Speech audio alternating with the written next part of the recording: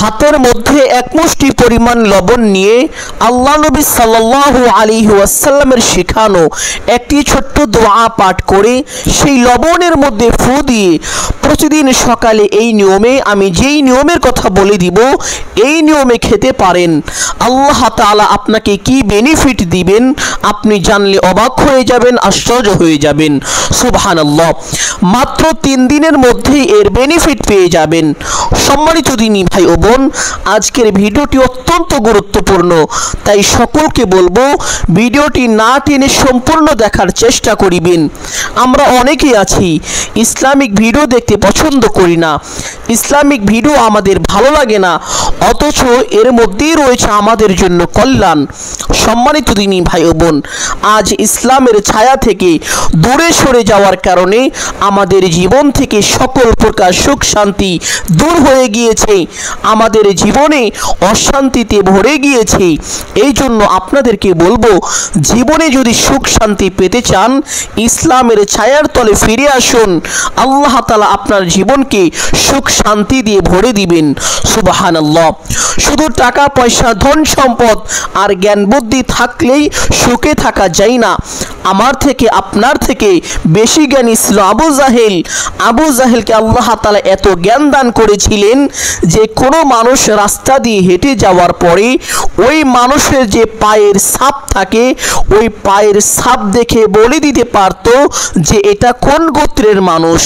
সুবহানাল্লাহ, আল্লাহ তাআলা আবু জাহেলকে এত জ্ঞান দান করেছিলেন, এত বুদ্ধি দান করেছিলেন, শুধুমাত্র ইসলামের ছায়ার তলে না থাকার কারণে তার এই জ্ঞানের কোনো দাম নেই, তার এই জীবনের কোনো দাম নেই। সে জাহান্নামী, দুনিয়া ও আখিরাতে কোনো জায়গায় তার শান্তি নেই। এমনকি ইতিহাসের পাতায় সে এতটাই জঘন্যতম মানুষ যে আজ পর্যন্ত দেখাতে পারবেন না কারো সন্তান হয়েছে আর সেই সন্তানের নাম রেখেছে আবু জাহেল। তাকে মানুষ এতটাই ঘৃণা করে। সুবহানাল্লাহ, সম্মানিত দিনী ভাই বোন, এই জন্য আপনাদেরকে বলি ইসলামের ছায়ার তলে চলে আসুন। নবী করিম সাল্লাল্লাহু আলাইহি ওয়াসাল্লামের সুন্নাহ অনুযায়ী জীবন যাপন করুন, জীবন সুন্দর হয়ে যাবে। জীবন থেকে সকল দুঃখ দুর্দশা মুহূর্তের মধ্যেই দূর হয়ে যাবে।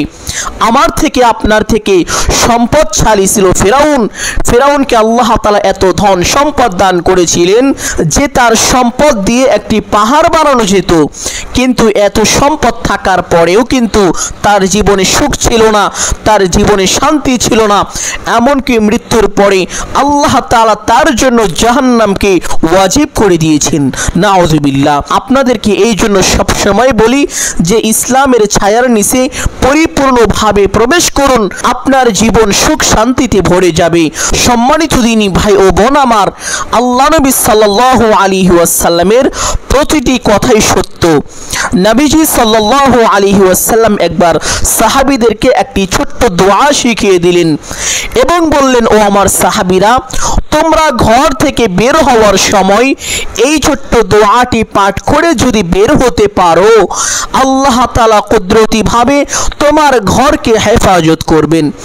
অতঃপর এক সাহাবী রাদিয়াল্লাহু তাআলা আনহু একদিন এই ছোট্ট দোয়াটি পাঠ করে ঘর থেকে বের হলেন। অতঃপর তিনি এক জায়গায় কাজে চলে গেলেন, তিনি কাজ করতে লাগলেন। হঠাৎ করে জানতে পারলেন ওই সাহাবীর বাড়ি যেই গ্রামের মধ্যে, ওই গ্রামের সমস্ত বাড়িতে আগুন লেগে বাড়ি ঘর পুড়ে ছারখার হয়ে যাচ্ছে। দৌড়িয়ে এসে একজন লোক সাহাবীকে বললেন, ও সাহাবী, তোমার বাড়িতে আগুন লেগে গিয়েছে, তোমার বাড়ি যেই মহল্লার মধ্যে ওই মহল্লার সমস্ত বাড়ি পুড়ে ছারখার হয়ে যাচ্ছে। সাহাবী বললেন যে না, এটা হতে পারে না, আমার বাড়িতে আগুন লাগতে পারে না। এই কথা বলে সাহাবী ধৈর্য ধরে নিজের কাজ করতে লাগলেন। অতঃপর ওই ব্যক্তি চলে গেলেন। একটু পরে আবার আরেকটি ব্যক্তি চলে আসলেন, এসে বললেন, ও সাহাবী, তোমার বাড়ি যেই এলাকার মধ্যে, ওই এলাকায় এমন একটি বাড়ি নেই যেই বাড়িতে আগুন লাগেনি, সমস্ত বাড়ি পুড়ে ছারখার হয়ে যাচ্ছে। সাহাবী ধৈর্য ধরে বললেন, না, এমনটা কখনোই হতে পারে না, আমার বাড়িতে আগুন লাগতে পারে না।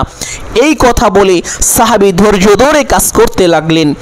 অতঃপর আরেকটি ব্যক্তি একটু পরে দৌড়ে এসে বললেন, ও সাহাবী, তোমার বাড়ি যেই এলাকার মধ্যে, ওই এলাকার সমস্ত বাড়ি আগুন লেগে পুড়ে ছারখার হয়ে গিয়েছে, কিন্তু তোমার বাড়ি ঘরের কিছুই হয়নি। সাহাবী সঙ্গে সঙ্গে সিজদায় পড়ে গেলেন, আল্লাহ তাআলার শুকরিয়া আদায় করলেন। সম্মানিত দিনী ভাই ও বোন, ওই এলাকার সমস্ত লোকজন ওই সাহাবীকে ধরলেন। সাহাবীকে বললেন, ও সাহাবী, তোমার বাড়িতে কি এমন ঔষধ ব্যবহার করেছো, কি এমন মেডিসিন লাগিয়েছো যার কারণে তোমার বাড়িতে আগুন লাগেনি, তোমার বাড়ির আশপাশের সমস্ত বাড়িঘর পুড়ে ছারখার হয়ে গিয়েছে, কিন্তু তোমার বাড়ির কোনো কিছু হয়নি? সাহাবী রাদিয়াল্লাহু তাআলা আনহু সঙ্গে সঙ্গে বললেন, ও আমার ভাইরা, আমি আল্লাহ নবী সাল্লাল্লাহু আলাইহি ওয়াসাল্লামের সুন্নাহ অনুযায়ী জীবন যাপন করি, আমি আল্লাহ নবীর আদর্শ মেনে চলি, আর এই জন্য আল্লাহ তাআলা আমার ঘরকে এইভাবে হেফাজত করেছেন। সুবহানাল্লাহ। সম্মানিত দিনী ভাই ও বোনেরা আমার, আমরাও যদি আল্লাহ নবী সাল্লাল্লাহু আলাইহি ওয়াসাল্লামের সুন্নাহ অনুযায়ী এইভাবে জীবন যাপন করতে পারি, আমাদের জীবন সুন্দর হয়ে যাবে, সুখ শান্তিতে ভরে যাবে, আমাদের জীবন থেকে সকল প্রকার দুঃখ দুর্দশা দূর হয়ে যাবে। অতঃপর মহল্লার লোকজন ওই সাহাবীকে বললেন, ও সাহাবী, সেটা আবার কি, আমরা তা জানতে চাই। সাহাবী বললেন যে আল্লাহ নবী সাল্লাল্লাহু আলাইহি ওয়াসাল্লাম একটি ছোট্ট দোয়া শিখিয়ে দিয়েছিলেন এবং বলেছিলেন, তোমরা ঘর থেকে বের হওয়ার সময় এই ছোট্ট দোয়া পাঠ করে যদি বের হতে পারো, আল্লাহ তাআলা কুদরতিভাবে তোমার ঘরকে হেফাজত করবেন। সুবহানাল্লাহ। এই জন্য আমি ঘর থেকে বের হওয়ার সময় এই ছোট্ট দোয়াটি পাঠ করে বের হয়েছিলাম, অতঃপর আমি কাজ করতেছিলাম। সম্মানিত দিনী ভাই ও বোন, আর সেই ছোট্ট দোয়াটিও আপনাদেরকে শিখিয়ে দিব, স্ক্রিনে বাংলায় লিখে দিব, ধৈর্য ধরে দেখার চেষ্টা করুন। এখন আমরা জানবো কোন দোয়াটি পাঠ করে লবণের মধ্যে ফু দিতে হবে। নিয়মটি বলে দিচ্ছি, সকলেই গভীর মনোযোগ দিয়ে শুনুন। এই আমলটি করার জন্য প্রথমে উত্তম রূপে ওযু করিবেন। ওযু শেষ করে একটি পবিত্র স্থানে চলে আসবেন, এসে কিবলামুখী হয়ে বসে পড়বেন। বসে আপনার ডান হাতের মধ্যে কিছু পরিমাণ লবণ নেবেন। যেমন ধরেন আপনি এক সপ্তাহ খেতে পারবেন এতটুকু পরিমাণ লবণ আপনি নেবেন।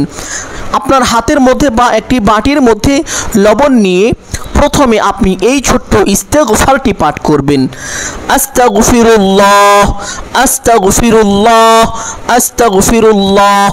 3 বার এই ছোট্ট ইস্তেগফারটি পাঠ করার পরে একটি ছোট্ট দুরূদ পাঠ করবেন, সাল্লাল্লাহু আলাইহি ওয়াসাল্লাম সাল্লাল্লাহু আলাইহি ওয়াসাল্লাম সাল্লাল্লাহু আলাইহি ওয়াসাল্লাম।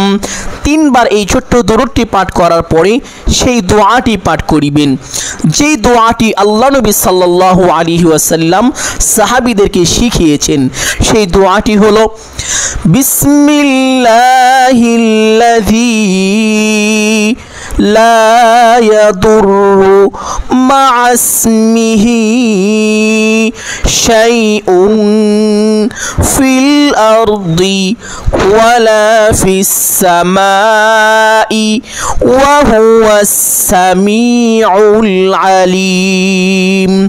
দোয়াটি এইভাবে 7 বার পাঠ করে দুরূদ পাঠ করবেন, সাল্লাল্লাহু আলাইহি ওয়াসাল্লাম সাল্লাল্লাহু আলাইহি ওয়াসাল্লাম সাল্লাল্লাহু আলাইহি ওয়াসাল্লাম।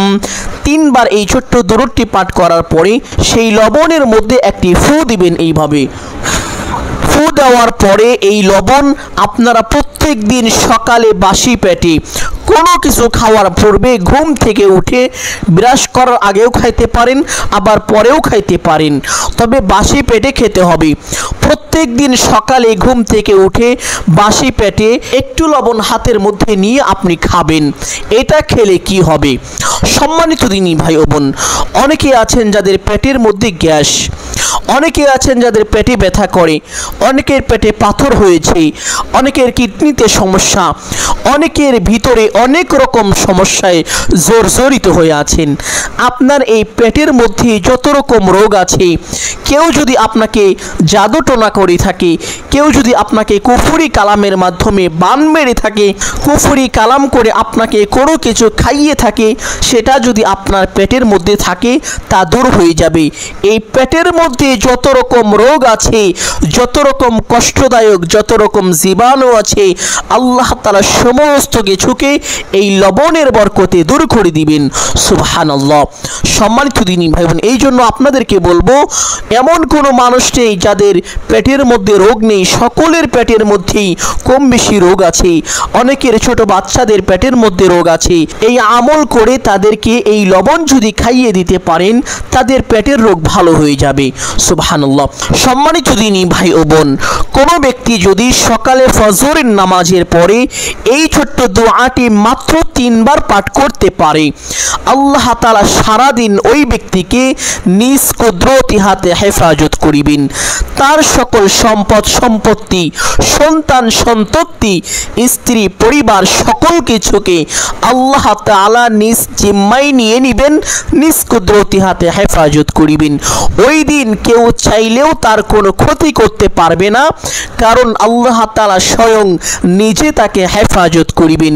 ওই দিন তার বাড়িতে আগুন লাগবে না, ওই দিন তার বাড়ি ঘরের সম্পদ পানিতে ডুবে নষ্ট হবে না, ওই দিন তার পরিবারের কোনো মানুষ হঠাৎ করে মৃত্যুবরণ করবে না। অর্থাৎ সকল প্রকার কষ্টদায়ক বস্তু থেকে, রোগ থেকে, সকল প্রকার কষ্টদায়ক বেদনা থেকে আল্লাহ তাআলা ওই ব্যক্তিকে ওই দিন নিজ কুদরতি হাতে হেফাজত করিবেন। সুবহানাল্লাহ। এই জন্য সকলকে বলবো, প্রত্যেক দিন সকালে ফজরের নামাজের পরে এই ছোট্ট দোয়াটি মাত্র 3 বার পাঠ করিবেন, এবং আপনি যখন ঘর থেকে বের হবেন তখন বিসমিল্লাহ বলে ঘর থেকে বের হবেন। তাহলে আল্লাহ তাআলা আপনার ঘরকে নিজ কুদরতি হাতে হেফাজত করিবেন। ওই সাহাবীর মতন আপনার ঘরও আগুন লেগে পড়বে না, আপনার গ্রামবাসী সমস্ত লোকের ঘর পুড়ে ছারখার হয়ে যেতে পারে, কিন্তু আপনার ঘরের এক কোণাও পড়বে না। সুবহানাল্লাহ। সম্মানিত দিনী ভাই বোন, আমি আশা করছি আজকের এই ছোট্ট ভিডিওটি আপনাদের সকলের জন্য অত্যন্ত গুরুত্বপূর্ণ এবং উপকারী ছিল। অতএব সকলকে বলবো, সদকায়ে জারিয়ার উদ্দেশ্যে কমপক্ষে একটি হলেও শেয়ার করে দিবেন। চেষ্টা করিবেন চ্যানেলটি সাবস্ক্রাইব করে রাখার জন্য। যদি ভিডিওটি ভালো লাগে একটি লাইক করে দিবেন। আসসালামু আলাইকুম ওয়া রাহমাতুল্লাহি ওয়া বারাকাতুহু।